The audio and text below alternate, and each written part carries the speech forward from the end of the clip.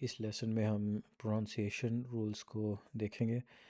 Basically کچھ words ہیں کہ اگر آپ ان کی کمبینیشن کی پروننسیشن جو ہے وہ سیکھ جائیں تو جرمن لینگویج میں کوئی بھی جو ورڈ ہے آپ اس کو بآسانی پڑھ سکتے ہیں۔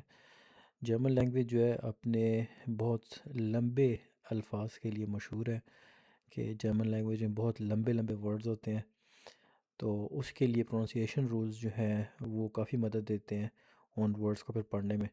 آئے ہم کچھ بیسک رول سے شروع کرتے ہیں، اور اگلی ویڈیو میں پھر ہم انہی رولز کو استعمال کرتے ہوئے کچھ ایگزامپلز جو ہیں، ایگزامپل ورڈز جو ہیں وہ سیکھیں گے۔ سب سے پہلے ایس ہا کا کمبینیشن جہاں پہ بھی آپ کو نظر آئے تو یہ اکثر جو ہے وہ شین کی آواز جو ہے وہ نکالتا ہے، یعنی اش۔ اسی طرح سے ایس سے ہا جو ہے یہ بھی شین کی آواز نکالتا ہے، ش۔ اور اگر ایس ٹھے آپ کو نظر آئے تو یہ شٹ کی آواز نکالتا ہے، یعنی ایس ہاٹ ہے، شٹ۔ اگر ایس ٹھے آپ کو نظر آئے تو اس کو آپ شٹ پڑھیں گے۔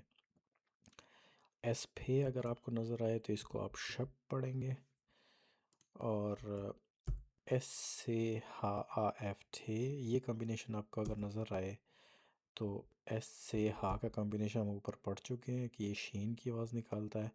آ ایف ٹھے جو ہے آپ اس کے ساتھ کمبائن کر دیں تو یہ بن جائے گا شافٹ۔ یہ بہت سارے ورڈز ہیں جن کے آخر پہ یہ شافٹ آتا ہے، اس وجہ سے یہ کمبینیشن سیکھنا بھی ضروری ہے۔ اس کے علاوہ ایک کمبینیشن ہوتا ہے ٹھے ای او این، اس کو عام طور پہ سیون جو ہے وہ پڑھا جاتا ہے۔ اور پھر ایک کمبینیشن ہوتا ہے اے او، اس کو پڑھا جاتا ہے اوئے۔ ایک کمبینیشن اے ای کا ہوتا ہے، اس کو پڑھا جاتا ہے آئے۔ اور ایک کمبینیشن ہوتا ہے ای اے کا، اس کو پڑھا جاتا ہے ای۔ اور اگر ایس جو ہے کسی ورڈ کے مڈل میں آ جائے تو وہ اکثر جو ہے وہ زیڈ کی آواز نکالتا ہے۔